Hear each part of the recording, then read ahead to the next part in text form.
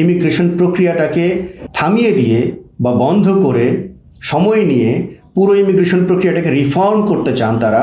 American সরকারের পক্ষ থেকে যেটি বলা হয়েছে সেটি হচ্ছে যে পাবলিক চার্জের কারণে, অর্থাৎ যে সকল দেশের নাগরিকরা হাই রিস্ক পোজেস করে যে তারা আমেরিকায় গিয়ে পাবলিক চার্জ হয়ে যাবে। পাবলিক চার্জ বিষয়টা কি এক লাইনে যদি বলি, পাবলিক চার্জ মানে হচ্ছে যারা আমেরিকান সরকারের উপর ফাইন্যান্সিয়াল সাপোর্টের জন্য নির্ভরশীল হয়ে যাবেন তাদেরকে পাবলিক চার্জ হিসেবে গণ্য করা হয়। এবং পাবলিক চার্জ কিন্তু ইনঅ্যাডমিসিবল টু ইউএসএ, এটা যদি কারোর মধ্যে থাকে, অর্থাৎ কেউ যদি এমন হয় যে তিনি পাবলিক চার্জ হতে পারেন তাহলে কিন্তু তাকে ভিসা দেয়া হবে না, এটা ইমিগ্রেশন লতে বলা আছে।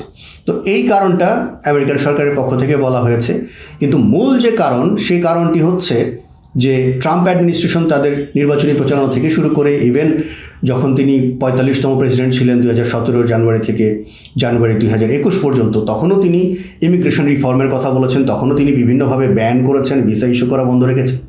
মূলত ইস্যুটা হচ্ছে তারা চাচ্ছেন যে ইমিগ্রেশন প্রক্রিয়াটাকে থামিয়ে দিয়ে বা বন্ধ করে সময় নিয়ে পুরো ইমিগ্রেশন প্রক্রিয়াটাকে রিফর্ম করতে চান তারা, যাতে করে বিদেশ থেকে নাগরিকরা আমেরিকাতে প্রবেশ করে ইমিগ্র্যান্ট হিসেবে তারা বিভিন্ন ধরনের সুযোগ সুবিধাতে ঢালাওভাবে না নিতে পারে।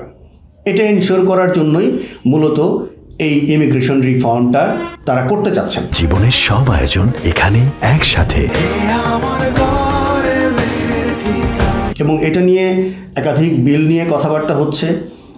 আরেকজন সিনেটরও এরকম একটা বিল নিয়ে হয়তো শীঘ্রই কথা বলবেন, এবং তারা শুধুমাত্র এই ৭৫টি দেশ না, সারা বিশ্ব থেকে ইমিগ্রেশন পজ রেখে থামিয়ে রেখে তারা তাদের ইমিগ্রেশন রিফর্ম করতে চান, তাদের পলিসিগুলো রিফর্ম করতে চান, যাতে করে অন্য দেশের নাগরিকরা সেই সুবিধাগুলো না নিতে পারে। কারণ হচ্ছে ট্রিলিয়ন ট্রিলিয়ন ডলার এই পাবলিক বেনিফিটস এবং সোশ্যাল ওয়েলফেয়ারে ইউএস গভর্নমেন্ট প্রতি বছর খরচ করেন। এটা হিউজ একটা অ্যামাউন্ট, তাদের বাজেটের একটা বিশাল অংশ এখানে খরচ হয়। তো সরকারের ইচ্ছা হচ্ছে, আমেরিকান সরকারের ইচ্ছা হচ্ছে তারা এটাকে কমিয়ে আনবেন, যাতে করে এমন নাগরিকরাই আমেরিকাতে আসুক যারা ফিনান্সিয়ালি আমেরিকান গভর্নমেন্টের উপর নির্ভরশীল হবেন না, উল্টো বরঞ্চ তারা আমেরিকান সোসাইটিতে এবং ইকোনমিতে কন্ট্রিবিউট করবেন।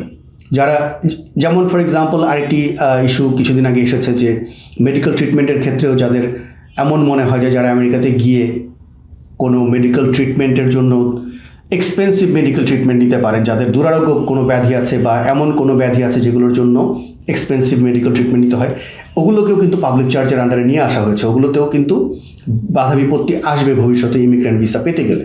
কাজেই পুরো বিষয়টা তারা এমনভাবে সাজাতে চাচ্ছেন যে তারা চাচ্ছেন, যদি সহজ ভাষায় বলি, যে যারা শিক্ষিত, মার্জিত, ফিনান্সিয়ালি সলভেন্ট, অর্থাৎ ফিনান্সিয়ালি আমেরিকান সরকারের উপর নির্ভরশীল হবেন না, অর্থাৎ যারা সচ্ছল, এই সমস্ত ফ্যামিলি, এই সমস্ত লোকজনই ইমিগ্রেন্ট হয়ে আমেরিকাতে গিয়ে সোসাইটির সাথে মার্চ করবে, এটা তারা চাচ্ছেন।